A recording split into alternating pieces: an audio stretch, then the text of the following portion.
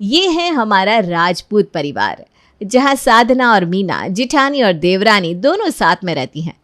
वैसे कहने को तो ये परिवार साथ में ही रहता है, लेकिन यहाँ राज बस एक का ही चलता है, और वो है हमारी साधना जीजी का। अरे अब सास के जाने के बाद वही तो है जो इस घर में सबसे बड़ी है। लेकिन हाँ, उन्हें ऐसा लगता है कि फिर भी वो इस घर में कोई नहीं होती है बोलने वाली। अरे मैं होती कौन हूँ अब बोलने वाली? तने जैसा चोखा लागे वैसा कर मीना। मैं तो बस बड़ी होने के नाते कह रही थी कि घर में त्योहार वाला दिन है, इसलिए 4-5 पकवान तो बनना चाहिए। 1-2 मिठाई बना दो और नाश्ते में कचौरियाँ बना दो बस। जी आपकी बात सही है, लेकिन हम ये कह रहे थे कि इतना सब बनाने में वक्त बड़ा लग जाएगा, तो थोड़े पकवान कम बना ले तो हम। अब वही बात है ना, मासा होती तो उसकी बात कोई टालता था क्या? लेकिन यहाँ तो मैं हूँ ना, होती कौन हूँ मैं बोलने वाली? लेकिन मीना, तुझे ऐसी मेरी बात को टालना कौन ही चाहिए। अरे ठीक है जीजी, हम बना देते हैं जैसा आपने कहा है।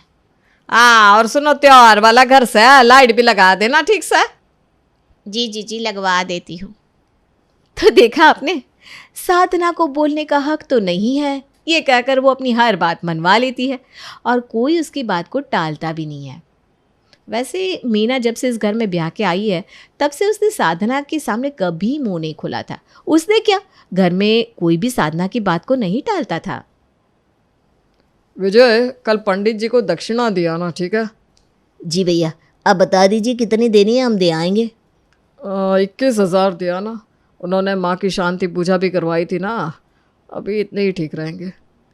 अरे 21,000 इतनी दक्षिणा कौन देता है? शांति पूजा ही तो करवाई है मासा की, और मासा को ऊपर जाकर थोड़ी ना फल खिला कर आए हैं पंडित जी। ना, इतनी दक्षिणा देने की कोई ज़रूरत ना है।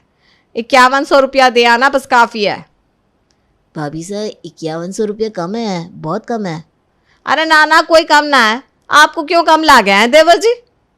अरे कम तो मन ने भी लागे हैं साधना, हमें इतनी कम दक्षिणा कौन ही देनी चाहिए। हाँ, फिर क्यों माने हो सब मेरी बात में? मैं होती कौन हूँ बोलने वाली? जिसे जय करना हो वो करो। हमारी इस घर में कोई इज्जत ही ना है, सब लोगों को बस अपनी चलानी है। अरे ना भाभी, ऐसी कोई बात ना है, हम तो बस ऐसे ही अपनी बात रख रहे थे। आप इस घर की बड़ी हैं, आपको ज़्यादा पता है कि क्या सही है और क्या गलत है। हाँ विजय, जो तेरी भाभी सा ने कहा है वही कर देना, ठीक है? जी ठीक है भाई साहब, कल ही मैं पंडित जी के पास चला जाऊंगा। हालांकि सबको पता होता था कि साधना के कुछ फैसले गलत होते हैं, फिर भी कोई उसके सामने कुछ बोल नहीं पाता था। सुनो, 5100 रुपये तो बहुत कम है। मैंने साधना के सामने कुछ कहा नहीं, तो एक काम करना, पंडित जी को 21,000 और कुछ मिठाई भी लेकर जाना उनके लिए, ठीक है? हाँ भाई साहब, ये सही है। भाभी साहब के सामने तो मैं भी कुछ कह ना पाया, लेकिन मन ने भी ये बात ही सही लगा। हाँ, पर देखना कि तेरी भाभी साहब को इसका पता ना लग जाए, नहीं तो बवाल कर देगी घर में। अरे भाई साहब, समझ गया मैं। कई बार घर की शांति को बनाए रखने के लिए सबको थोड़ा बहुत चुप रहना ज़रूरी होता है। बस इसी बात को समझकर घर में हर कोई साधना की बात को कभी नहीं टालता था। जहाँ छोटी से छोटी बात तक साधना की मर्जी से होती थी, वहीं मल्हार और राज की शादी की बात और लड़की पसंद करने का हक भी साधना ने अपने पास ही रखा था। मल्हार इस घर का बड़ा बेटा है, पहले उसकी शादी होगी, फिर ही राज के लिए लड़की ढूंढेंगे। जी बिल्कुल भाभी साहब, यही सही है। इसलिए आज शाम को ना मल्हार को देखने के लिए लड़की वाले आ रहे हैं। देखो सब लोग सुन लो, मुझे कोई भी कमी नहीं चाहिए शाम की तैयारी में। जी ताई साहब, सब कुछ अच्छे से हो जाएगा। जी भाभी साहब, मैं नाश्ता पानी चाय मिठाई सबका बंदोबस्त कर लूँगी, आप चिंता कौन ही करो। मल्हार चल, मैं थारे कपड़े निकाल दूँ, चल छोरा आज जा। मैं खुद निकाल लूँगा माँ साहब, आप बैठिए ना। अरे ऐसा कैसे है, तू कुछ भी निकाल के पहन के आ जाएगा? माँ तुझे बताऊँ कि क्या पहनना है, आजा छोरे। अरे पर माँ साहब। अरे परवर छोड़, चल जल्दी से आ। माँ साहब, ये खुद के बेटे के ऊपर तो हुक्म चला ही रही है, लेकिन मेरी शादी भी यही करवाने वाली है। मुझे अपनी पसंद से शादी करनी है। अरे चुप कर, तुझे पता है ना, इस घर में साधना भाभी साहब के आगे कोई नहीं बोलता। माँ साहब, लेकिन ये तो गलत है ना, सब कुछ वही क्यों फैसला लेती है? हम क्या पहनेंगे, कहाँ घूमने जाएंगे, हम क्या खाएंगे? मैं तो जब से बड़ा हुआ तब से देख रहा हूँ कि वही सब कुछ तय करती हैं। अरे वो घर की बड़ी है बेटा, मासा के जाने के बाद उन्होंने ही घर को संभाला है। अब अगर बड़ों की बात नहीं मानेंगे तो किसकी मानेंगे? चल तू भी तैयार हो जा, मल्हार को लड़की वाले देखने आते ही होंगे।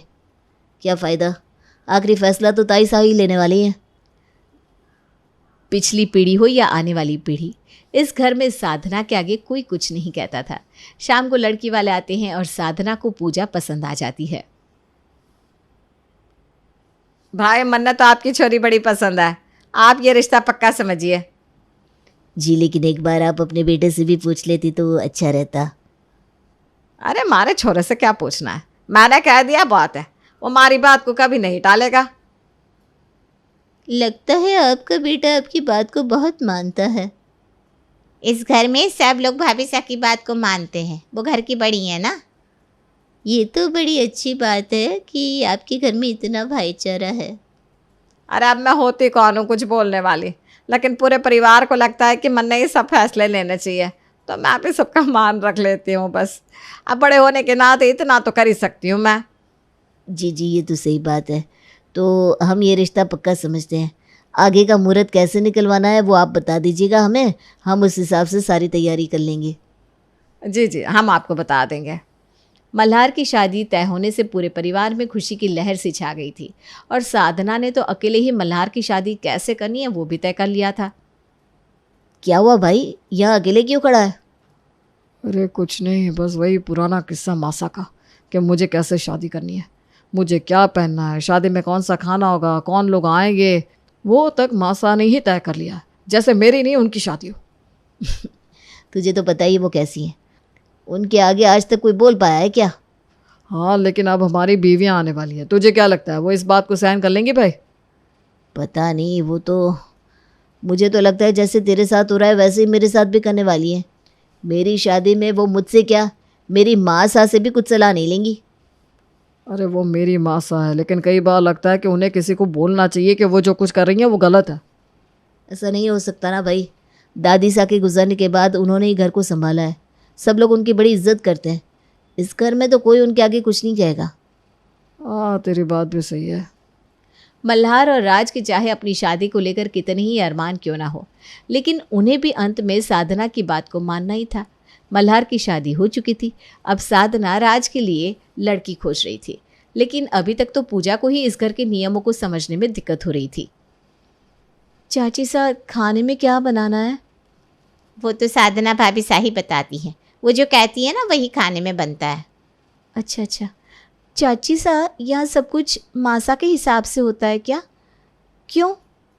मेरा मतलब है इस घर में क्या आएगा, क्या बनाया जाएगा, क्या पहना जाएगा, सब कुछ मासा ही बताती हैं। हाँ बेटा, मेरी सास के जाने के बाद इस घर को साधना भाभी सा ने ही संभाला है, इसलिए उनके अनुसार ही सब कुछ होता है। लेकिन आप भी तो इस घर की बड़ी हैं, आपको नहीं लगता इस घर में सबकी राय लेना ज़रूरी है?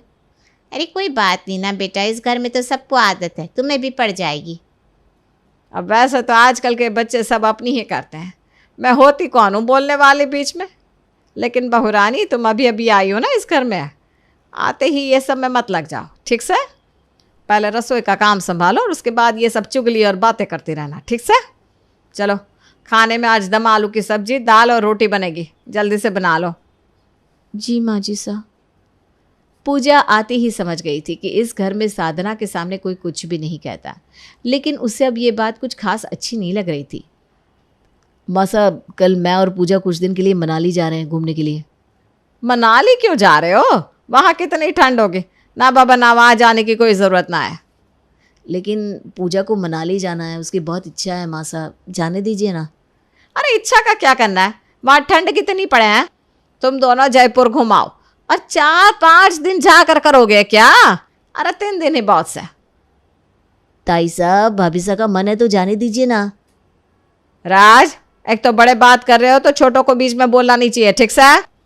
सॉरी ताई जी। और रही बात मनाली की, तो अब मैं होती कौन हूँ कुछ भी कहने वाली? जहाँ जाना है वहाँ जाओ, जो करना से करो। अरे माँ साहब, गुस्सा क्यों करी है? कोई बात नहीं, जयपुर ही चले जाते हैं, अगली बार मनाली चले जाएंगे। हाँ, जैसी तुम्हारी इच्छा, मैं होती कौन हूँ कुछ भी कहने वाली? अरे मल्हार बेटो, तुम दोनों को घूमना ही है ना, तुम मनाली जाओ कि जयपुर, क्या फ़र्क पड़ता है? जी बाबा साहब। मल्हार ने तो अपनी माँ की बात मान ली, लेकिन पूजा को ये बात बिल्कुल भी अच्छी नहीं लगी और ये बात उसके चेहरे पर साफ दिख रही थी। तुम्हें बहुत बुरा लगा है ना? जब पता ही था कि बुरा लगेगा इस बात से, तो माने ही क्यों मासा की बात? अरे वो नाराज़ हो जाती इसलिए मैंने हाँ कह दिया। अरे उनकी वजह से बाकी दुखी हो वो चलेगा, लेकिन वो दुखी नहीं होनी चाहिए। ऐसा क्यों इस घर में, मुझे समझ में नहीं आता। देखो तुम गुस्सा मत हो, मैं वादा करता हूँ कि मैं तुम्हें मनाली ले जाऊँगा, पक्का। बात आज की नहीं है मल्हार, हमारे खाने से लेकर हमारे निजी फैसले तक सब कुछ वही फैसला करती है, ये सही नहीं है। अरे वो घर की बड़ी है, छोड़ो ना इस बात को, जाने दो, अपना मूड सही कर लो। मेरी बात को याद रखना, इस बात को लेकर इस घर में एक दिन बहुत बड़ा बवाल होगा, देखना तुम। पूजा को इस घर में आए कुछ ही वक्त हुआ था, लेकिन उसे भी समझ में आ गया था कि साधना के आगे कोई कुछ भी नहीं कहने वाला। यहाँ तक कि साधना ने राज की शादी भी तय कर दी, वो भी उसे बिना लड़की दिखाए। माँ साहब समझ नहीं रही है, मेरी जिंदगी का सवाल है। मैंने इस लड़की को देखा भी नहीं है और उनसे मेरी शादी तय कर दी। मैं जानती हूँ बेटा तुझे कैसा लग रहा होगा, लेकिन भाभी से कुछ गलत फैसला नहीं लेंगी तेरे लिए। भाभी साहब आप ही समझाइए ना प्लीज़। मैं ऐसे कैसे शादी के लिए हाँ कर दूँ? मैंने देखा ही नहीं है उस लड़की को, बात भी नहीं किया, मुझे पता भी नहीं है वो क्या सोचती है मेरे बारे में। चाची जी राज ठीक कह रहा है, ऐसे कैसे मासा ने उसकी शादी तय कर दी? आपको बोलना चाहिए मासा को। लेकिन मैं कैसे उन्हें कुछ भी कह दूँ, मैंने तो आज तक उनके सामने कुछ नहीं कहा। मासा ये मेरी ज़िंदगी का सवाल है, मैं ये शादी नहीं कर सकता हूँ। चाची सा राज को अपनी पूरी ज़िंदगी बितानी है उस लड़की के साथ, बिना उसे जाने बिना उसे समझे वो कैसे हाँ कह दे? आपके लिए भी तो भाभी सा ने हाँ कहा था ना। चाची सा लेकिन हम दोनों ने एक दूसरे से बात की थी और उसके बाद ही मैंने मल्हार को हाँ कहा था, ये बात मासा को नहीं पता है। क्या तुम दोनों ने मेरी मर्जी के खिलाफ बात की थी मल्हार? हाँ मासा ये बात सच है, मैं ऐसे ही किसी के साथ अपनी ज़िंदगी नहीं बिता सकता था और मुझे पता था कि आप इस बात के लिए हाँ नहीं कहेंगी, इसलिए मैंने चुपके से पूजा से मुलाकात की थी। हाँ हाँ, मैं कौन होती हूँ कुछ भी कहने वाली? जा जा राज, तू भी यही कर ले, जाकर चुपके से उस लड़की से बात कर ले। मैं होती कौन हूँ इस घर में किसी को कुछ भी कहने वाली? मासा आपको पता है, आप जो ये बोलती रहती है ना, मैं होती कौन हूँ बोलने वाली, ये सच बात है। पूजा बेटा चुप हो जा। नहीं चाची सा, आज नहीं, किसी को तो इस घर में इन्हें बताना ही होगा कि ये जो कर रही है वो गलत है। किसी भी इंसान को हक नहीं है कि वो किसी दूसरे के हिस्से के फैसले ले सके। ये हर किसी की जिंदगी के फैसले खुद ही लेती है, खाना क्या बनाना है, किसको कहाँ घूमने जाना है, किसको क्या देना है, किसको क्या लेना है। आज तो इन्होंने हद ही पार कर दी, राज की शादी उससे बिना पूछे तय कर आई है। बस छोरी, इस घर में कोई मुझसे ऐसे बात नहीं कर सकता। कौन कहता है कि मैं गलत हूँ? आज आप सबको कहना ही होगा, वरना आप सब कभी भी इनकी गलती को नहीं बता पाएंगे। पूजा सही कह रही है साधना, तुम गलत हो। भाभी साहब गलत है। मेरे बेटे की शादी का फैसला उससे बिना पूछे नहीं होगा। भाभी साहब गलत है इस बात में। आपने हर बात पर अपनी चलाई है मासा, कभी हमारी बात को नहीं सुना। आप गलत हैं। मैं बिना देखे इस शादी के लिए हाँ नहीं कहूँगा ताई साहब, आप गलत हैं। हाँ हाँ, जिसे जो करना है करो, मैं होती कौन हूँ किसी को कुछ कहने वाली? आज आपका ये पैतरा काम नहीं आएगा मासा, आज कोई नहीं कहेगा कि नहीं नहीं आप अपनी मर्जी की करिए। छोड़ो उसे, ठीक ही खुद हो जाएगी। पूजा बहू ठीक कह रही है, उसे बताना ज़रूरी था कि वो जो कर रही है वो गलत है। आज से इस घर में सबकी सहमति के बिना कोई काम नहीं होगा। हाँ बाबा साहब, आप सही कह रहे हैं। वैसे भी मैं होती कौन हूँ कुछ कहने वाली।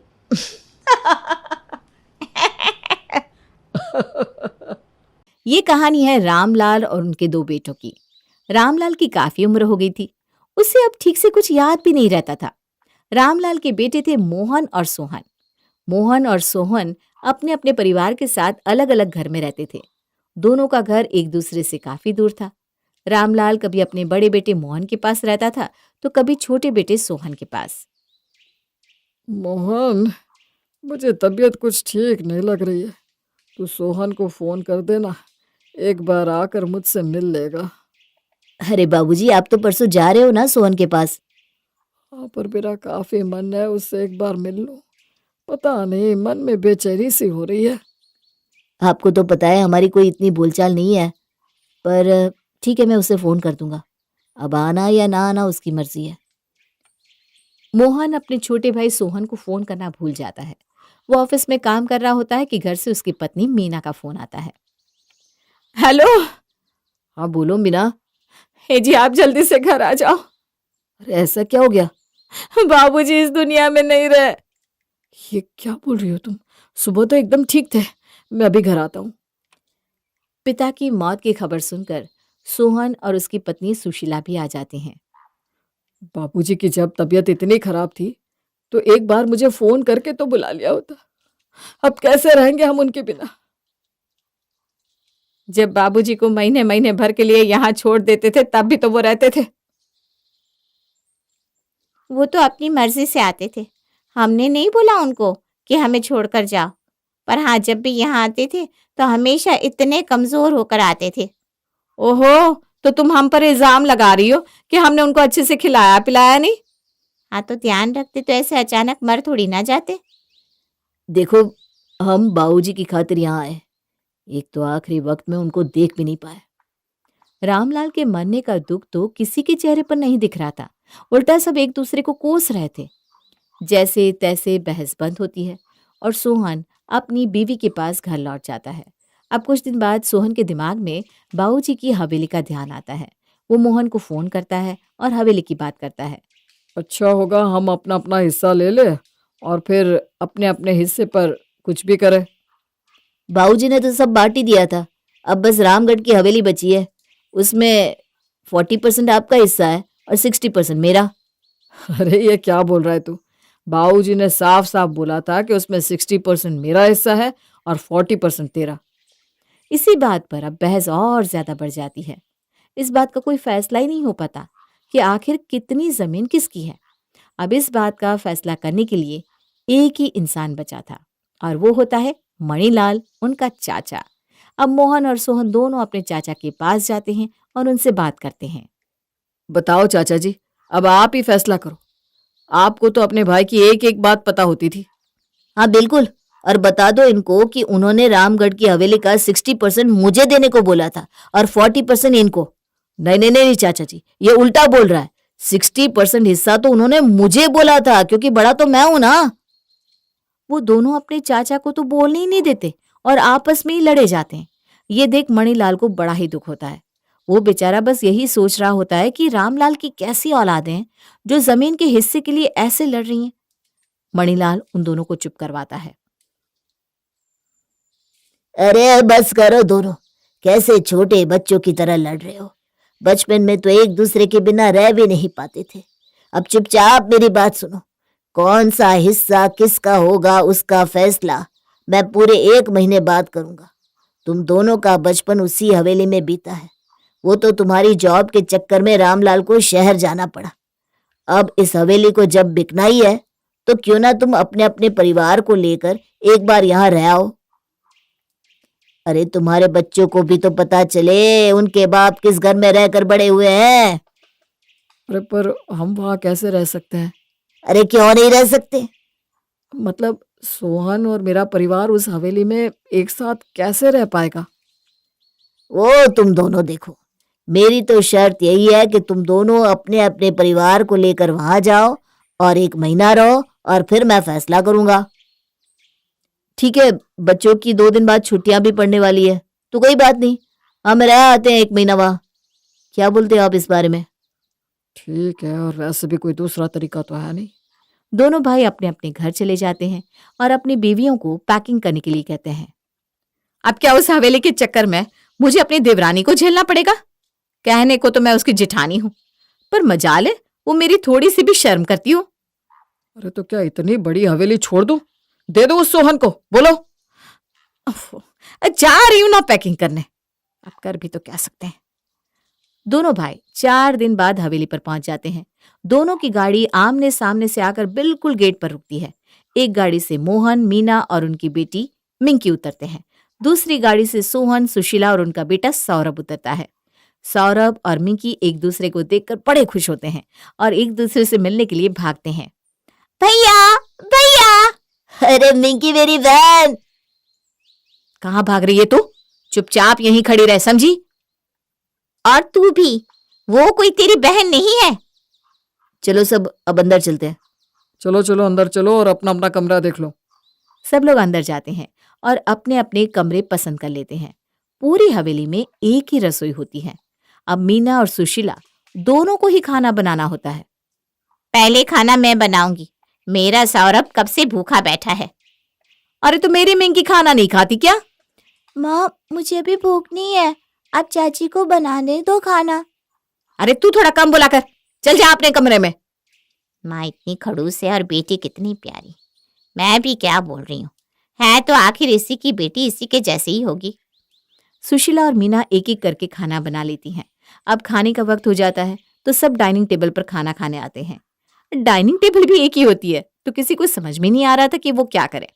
सौरभ और मिंकी सब बातों में बेफिक्र कुर्सी पर बैठ जाते हैं। माँ जल्दी खाना दो, बहुत भूख लग रही है। मुझे भी माँ। अब क्या कर सकते हैं, बैठ जाते एक ही टेबल पर। हम अपना खाना खाएंगे और ये अपना। वैसे भी कुछ दिनों की तो बात है। दोनों परिवार आमने सामने बैठकर खाना खाने लगता है। इतने में मिंकी बोल पड़ती है। छी, क्या माँ आपने आज भी बैंगन बना दिया? मुझे नहीं खाना ये बैंगन। बेकार की जिद मत करो मिंकी, जो बनाया है वो चुपचाप खा लो। मुझे नहीं खाना बैंगन, मुझे वो मटर पनीर खाना है जो सौरभ भैया खा रहे हैं। तुझे कितनी बार समझाऊं, जो बना दिया है वही खाना पड़ेगा। बस बात खत्म, खा इसे चुपचाप।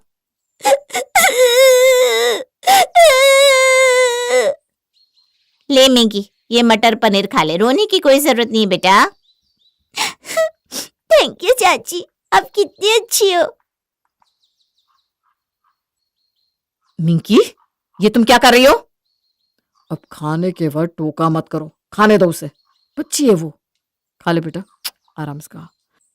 और चाहिए तो चाची से मांग लेना। ठीक है। सुशीला और सोहन एक दूसरे की शक्ल देखते रह जाते हैं। खाना खाने के बाद सब अपने अपने कमरे में सोने चले जाते हैं। सबको लगता है कि मिंकी और सौरभ अपने अपने कमरे में सो रहे होंगे, पर वो दोनों तो एक ही कमरे में खेल रहे थे। ये बड़े लोग इतना क्यों लड़ते हैं भैया? ये तो मुझे भी नहीं पता, पर हमें इन सबको मिलवाना चाहिए। सोचो फिर कितना मजा आएगा ना। सच में। चलो छोड़ो ये सब और खेलते हैं। दोनों बच्चे खेलते खेलते सो जाते हैं। सुबह जब सुशीला सौरभ को उठाने उसके कमरे में जाती है तो उसे वहां ना पाकर घबरा जाती है। अरे सौरभ कहाँ गया? रात को यही तो सुलाया था। सुशीला सब जगह सौरभ को ढूंढने लगती है, पर सौरभ कहीं नहीं था। वो जोर जोर से चिल्लाने लगती है। आवाज सुनकर मोहन वहां आता है। अरे क्या हुआ, क्यों चिल्ला रही हो? भैया वो मेरा सौरभ कमरे में नहीं है, यही तो सुलाया था रात को। अरे यही कहीं होगा, अभी मैं ढूंढता हूँ। धीरे धीरे चारों सौरभ को ढूंढने लगते हैं और आखिर में वो मिंकी के कमरे में जाते हैं, जहां दोनों भाई बहन सुकून के साथ सो रहे थे। उनको देखकर सबकी जान में जान आती है। देखो तो जरा, हम इतना परेशान हो रहे हैं और ये यहाँ कैसे मजे में सो रहा है। सब लोग हंसने लगते हैं और कुछ देर के लिए सारा लड़ाई झगड़ा भूल जाते हैं। मैं थोड़ी देर पीछे बाग में हूँ, जरा देख करता हूँ यहाँ बाग में क्या क्या लगा हुआ है। हाँ मुझे भी जाकर देखना चाहिए, मैं भी आता हूँ। मोहन और सोहन दोनों बगीचे में जाकर सब देख रहे थे कि उनकी नजर आम के पेड़ पर पड़ती है। अरे ये पेड़ अभी तक यही है, ये तो वही पेड़ है ना। जिस पर से तूने मुझे गिरा दिया था और कितनी तेज लगी थी मुझे, और तू खड़ा खड़ा हंस रहा था। अरे मेरी वजह से नहीं गिरे थे भैया, आपको बस मैंने आम तोड़ने को बोला था। आप खुद पेड़ पर चढ़े थे और आम तोड़ने के चक्कर में खुद ही गिर गए थे। अरे तो तू अगर मुझे आम तोड़ने को ना बोलता तो मैं कैसे गिरता? तेरे चक्कर में जाने कहाँ कहाँ लगी है मुझे, और माँ से भी ना हर रोज डांट खाता था। और मैं पीछे खड़ा खूब हंसता था। कितना मजा आता था जब मेरी शरारत की वजह से डांट आपको पड़ती थी। मजा तो खूब आता था, वो दिन ही अलग थे। माँ, बाबूजी और हमारा छोटा सा खुशहाल परिवार, सब कितना अच्छा था ना। सच में परिवार की खुशी के आगे सारी खुशी फीकी है। सच में। अच्छा वो देख, पेड़ पर आम लगे हुए हैं, बता खाएगा? अरे भैया आप इस उम्र में कहाँ पेड़ पर चढ़ोगे, गिर विर गए तो फिर से मेरा नाम आएगा। अरे मैं कोई नहीं गिरने वाला, देख कैसे चढ़कर दिखाता हूँ। मोहन पेड़ पर झट से चढ़ जाता है और आम तोड़ तोड़ कर नीचे फेंकने लगता है। इतने में वहां सोहन की पत्नी सुशीला भी आ जाती है। अरे ये आप दोनों क्या कर रहे हो? अरे सुशीला, ये ले आम खा, तू भी क्या याद रखेगी। मोहन ऊपर से एक के बाद एक आम फेंकने लगता है और नीचे सोहन और सुशीला उनको इकट्ठा करते रहते हैं। वो दोनों काफी सारे आम इकट्ठा कर लेते हैं और सब मिलकर हंसते हुए घर में घुसते हैं। अरे ये आप सब कहाँ से आ रहे हो? अरे मैंने तुम्हें बताया था ना, वो आम का पेड़, बस उसी से आम तोड़ रहा था। सुशीला, इसमें से थोड़े आम इसको भी दे दो। जी भैया। मुझे भी बता दिया होता तो मैं भी आ जाती ना। अरे तो कौन सा वो पेड़ भागा जा रहा है, कल फिर चल देंगे। अरे मुझे कहीं नहीं जाना इनके साथ। मीना इतना बोलकर गुस्से में वहां से चली जाती है और रसोई में जाकर मिंकी के लिए लड्डू बनाने लगती है। भैया ये आम मैं फ्रिज में रख दूंगी, आप दीदी को बोल देना वो वहां से ले ले। देवरानी जी भी चली जाती है और जिठानी जी रसोई में लाडू बनाने में लगी रहती है। बड़ी मेहनत के बाद वो आखिरकार लड्डू बनाकर रख रही होती है कि खुशबू सूंघता हुआ सौरभ वहां आता है। ये इतनी अच्छी खुशबू कहाँ से आ रही है ताई? वो मैंने मिंकी के लिए लड्डू बनाए थे, तू खाएगा लड्डू? लड्डू? लड्डू तो मुझे बहुत पसंद है ताई। अरे पर तेरी माँ आ गई ना तो तुझे बिल्कुल खाने नहीं देगी।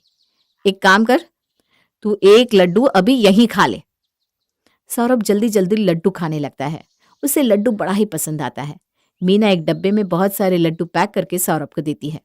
ये ले और अपने कमरे में छुपा के रख देना। तेरी माँ ने देख लिया ना तो तुझे खाने नहीं देगी। आप इतनी अच्छी ताई हो, फिर माँ आपको पसंद क्यों नहीं करती? अरे वो तो किसी को पसंद नहीं करती। खैर तू ना इन सब में मत पड़ और जल्दी से ये लड्डू अपने कमरे में ले जा।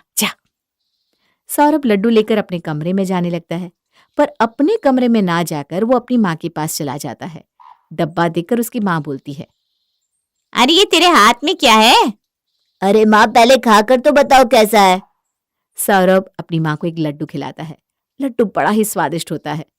सुशीला तो एक लड्डू के बाद दूसरा भी खा लेती है और फिर उसके बाद वो सौरभ से पूछती है कि वो लड्डू लाया कहाँ से। ताई ने दिए है, अच्छे है ना? उस खड़ूस औरत ने। माँ वो बिल्कुल खड़ूस नहीं है, पता है उन्होंने कितने प्यार से मुझे बुलाया और मुझे ये लड्डू दिए। बोल रही थी कि सबको खिलाना और अगर कम पड़ जाए तो और दूंगी। अच्छा, ये इतनी अच्छी है, मुझे तो आज पता चला। खैर जो भी है, लड्डू है बड़े स्वाद। मैं भी पूछूंगी आखिर बनाए कैसे। सब कुछ ऐसे ही चलता रहता है। धीरे धीरे पता ही नहीं चलता कि कब महीना पूरा होने को आया। जब दोनों परिवार हवेली में आए थे तब एक दूसरे की शक्ल भी देखना नहीं चाहते थे और अब वो साथ में बैठकर खाना खाते थे, साथ में बैठकर टीवी देखते थे। दोनों देवरानी जिठानी एक साथ रसोई में काम भी करने लगी थी और दोनों बच्चे पूरा दिन साथ में खेलते थे। सब लोग एक दूसरे के इतने करीब आ गए थे कि उन्हें खुद इस बात का एहसास नहीं था। फिर एक दिन उनके चाचा जी भी अचानक उनसे मिलने आ गए। अरे घर में कोई है? मोहन, सोहन, कहाँ हो सब? अरे चाचा जी प्रणाम, कैसे आप? आइए ना, अंदर आइए। बस ठीक हूँ। मैंने भी सोचा आखिरी बार इस हवेली को देखा हूँ, फिर तो पता नहीं तुम अपने अपने हिस्से का क्या करोगे। जी चाचा जी, अच्छा हुआ आप आ गए। मैं ना अभी सोहन को बुलाता हूँ। सोहन, ए सोहन जल्दी आ, देख चाचा जी आए हैं। मीना, चाचा जी आए हैं, उनके लिए नाश्ता पानी लेकर आओ। अरे चाचा जी प्रणाम, कैसे हो आप? बस ठीक हूँ बेटा, तुम बताओ सब ठीक है ना? जी चाचा जी। तीनों बैठकर आपस में बातें करते हैं और रात को जब खाने का वक्त होता है तो पूरा परिवार एक साथ डाइनिंग टेबल पर बैठकर खाना खा रहा होता है। चाचा ये सब बड़े ध्यान से देख रहे होते हैं और मुस्कुरा रहे होते हैं। ये आलू मटर की सब्जी बहुत स्वाद बनाई है बहू, मजा आ गया खाकर। बिल्कुल वैसी ही बनाई है जैसे आपको पसंद है। लो मीना बहू, तुम भी खाकर देखो। मोहन, लो ना बेटा, तुम भी खाओ। सब मिलजुल कर खाना खाते हैं और खूब सारी बातें करते हैं। लगता ही नहीं कि दोनों परिवार में इतना मनमुटाव है। बच्चे अपने दादा के साथ खूब खेलते हैं और रात को उनसे कहानी सुनकर ही सोते हैं। अब सुबह हो जाती है और चाचा जी के जाने का टाइम होता है। अच्छा बच्चों, अब बताओ कि क्या करना है। मतलब हम समझे नहीं। अरे आज पूरा 1 महीना हो गया है, तो बताओ अब किसको कितना हिस्सा चाहिए। मैं आज ही इस हवेली का बंटवारा कर देता हूँ। ये सुनकर सबके चेहरे उतर जाते हैं। किसी के पास इस बात का कोई जवाब ही नहीं होता। अरे बोलो सोहन, कितना हिस्सा था तुम्हारा? जो भैया को ठीक लगे, आखिर वो बड़े हैं। अरे नहीं नहीं, तेरा भी तो बराबर का हक है, और वैसे भी तू छोटा है तो तेरा ज्यादा हक है। अरे बहू, ये तुम्हारे पति तो कोई फैसला नहीं ले पा रहे। अब तुम दोनों ही बता दो किसको कितना हिस्सा चाहिए। चाचा जी, मुझे तो इन सब से कोई लेना देना ही नहीं है, मैं तो ऐसे ही खुश हूँ। जी चाचा जी, मुझे भी इन सब के बारे में कुछ नहीं पता।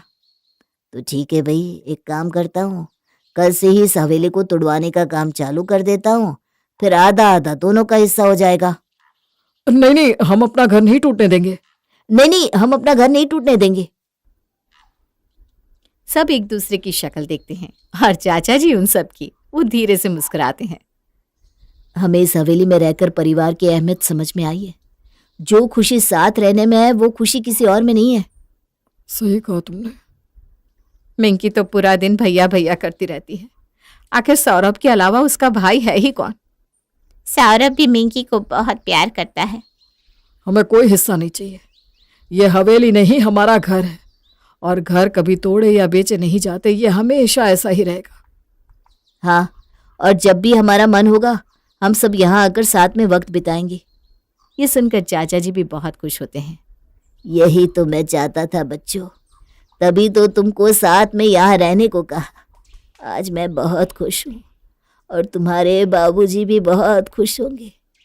सब एक दूसरे के गले लग जाते हैं और एक बार फिर से दो हिस्सों में बटा हुआ परिवार एक हो जाता है। अरे ये जबलपुर की गर्मी ने तो परेशान ही कर दिया है। रसोई में खड़े हैं तो भी ऐसा लग रहा है कि नहा लिए हैं।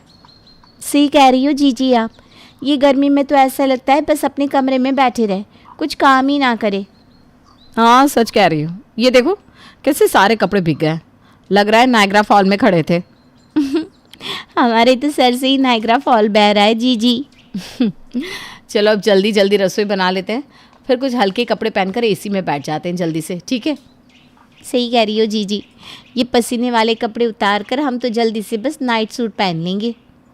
अरे पहले बातें बंद करो और जल्दी से काम निपटाए लो, नहीं तो गर्मी में तुम दोनों भी कहीं पिघल ना जाओ। जी माँ जी, बस रोटियां सेकनी बाकी है गर्मा गर्म। अरे हमें गर्मा गर्म रोटियां नहीं चाहिए, सारी एक साथ बना के रख लो।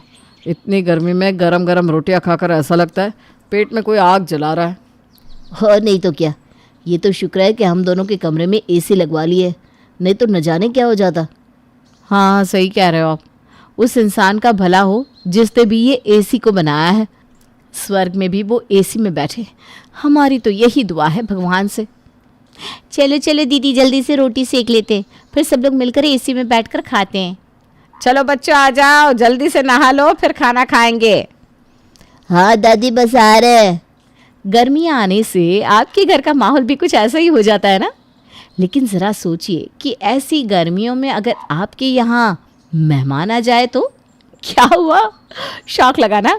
ऐसा ही एक बड़ा सा शौक दिव्या और पिंकी को भी लगा। क्या क्या क्या हुआ, दोनों काहे चिल्ला रही हो? हमने कहा कि हमारा भाई आ रहा है हमारे पास घूमने अपने बेटे और बहू के साथ, इसमें तुम दोनों इतना काहे चिल्ला रही हो? अरे वो माँ जी, खुशी के मारे, है ना पिंकी, खुशी के मारे हमारी चीख ही निकल गई। हाँ, इतनी खुशी हो रही है मामा जी के आने से, रोना सा आ रहा है बहुत। इसका मतलब कितना अच्छा लग रहा है कि वो कल आ रहे हैं। हाँ, अच्छा तो उनको लगेगा ही, गर्मी में मेहमानों की सेवा तो हमें ही करनी है ना। क्या कहा? अरे इसका मतलब है कि कितने सौभाग्यशाली है हम कि हमें सेवा का मौका मिल रहा है उनकी, है ना पिंकी? हाँ, बहुत लकी है हम सच में। मामा जी की आने की खबर से दिव्या और पिंकी के तो जैसे 12 ही बज चुके थे, लेकिन अब वो सास से कह भी क्या सकती थी उनके भाई के बारे में। वो दोनों सोचने बैठ गई कि उन्हें क्या क्या झेलना पड़ेगा। है भाभी, अब क्या होगा? एक तो यहाँ इतनी गर्मी रहती है, अब तो मामा जी और उनका परिवार आ रहा है, अब तो उनकी सेवा में सारा दिन रसोई में खड़ा रहना पड़ेगा। हाँ, एक तो माँ जी के भाई आते हैं तो उन्हें पता नहीं कहाँ कहाँ से नए नए पकवान याद आ जाते हैं। वही तो, ऊपर से उनके बेटे और बहू भी आ रहे हैं और उन्हें गर्मियों में बाहर जाकर घुमाना भी पड़ेगा।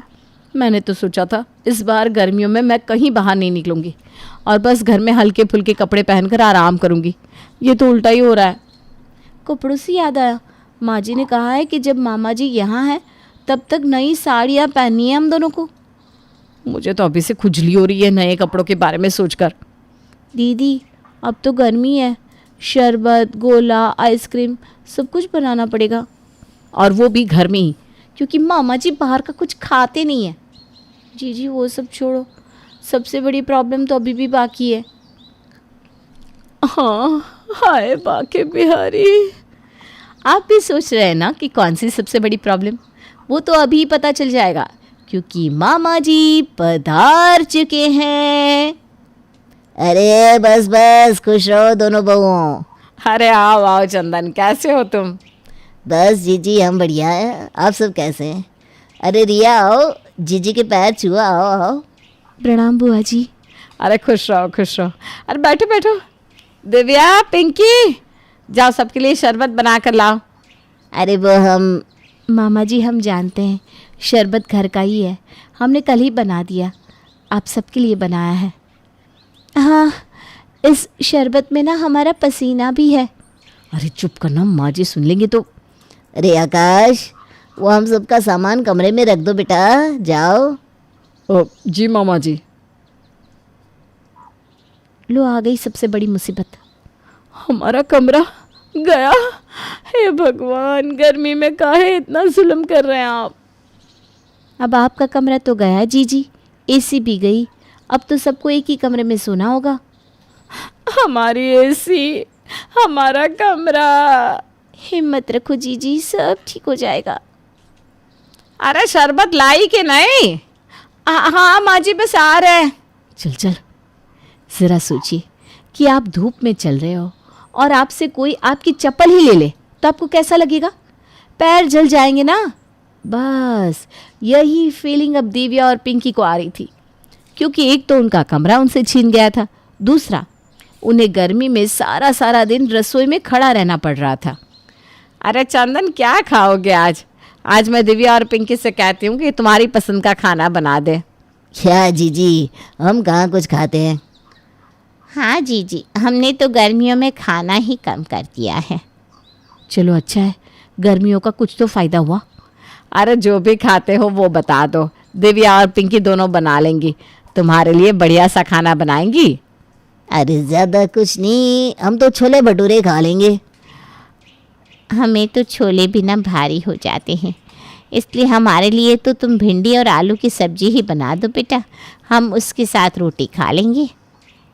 हाँ, हम तो ज़्यादा खाते ही नहीं है, इसलिए हमारे लिए तो आप बस सलाद का रायता और चावल बना दीजिएगा, हम तो उसी में खुश हैं।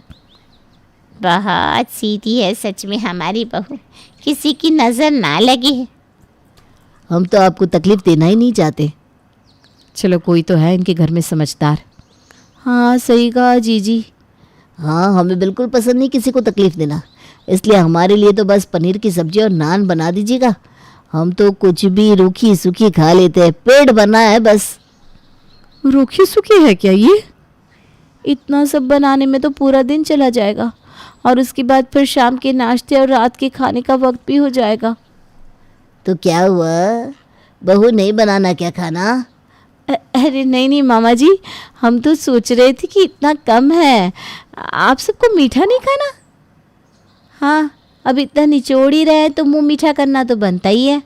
चलो ठीक है, अब तुम दोनों इतना कह रही हो तो रबड़ी और जलेबी बना देना मीठे में। वैसे जीजी मैं ना गर्मी में इतना ज़्यादा खाना खा ही नहीं पाता, सच में। पिंकी, मुझे तो अभी से चक्कर आ रहे ये सोचकर कि हमें पूरा दिन रसोई में खड़ा रहना है।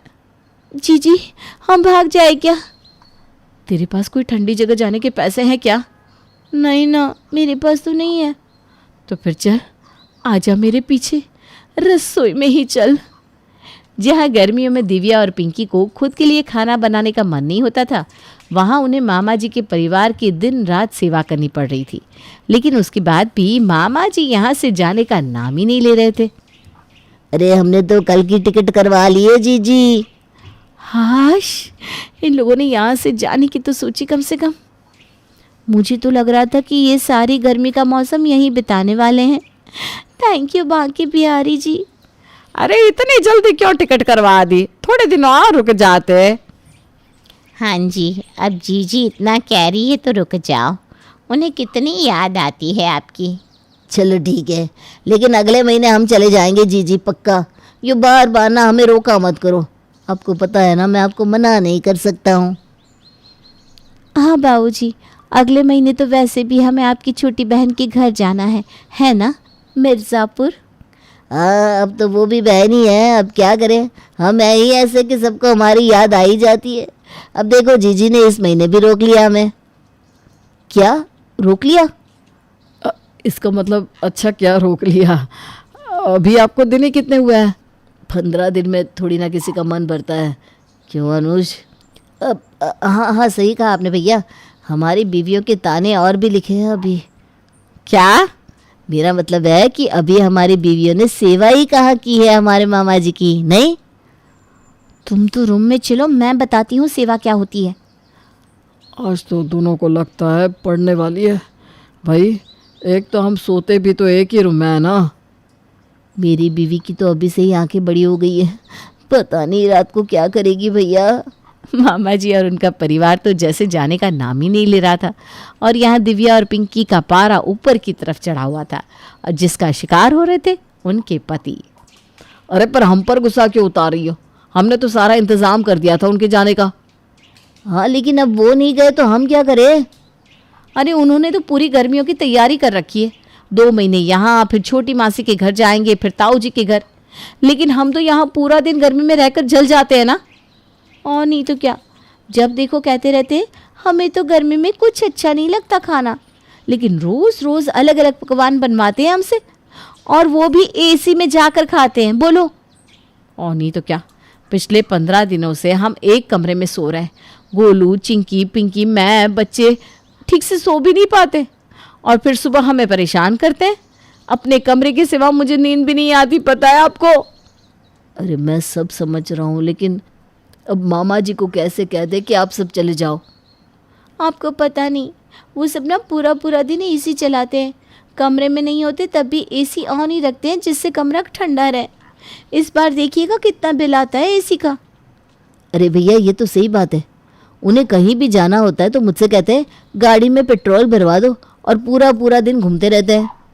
अरे घूम के आते हैं, लेकिन बाहर खा कर नहीं आते, वो तो यहीं आकर खाते हैं।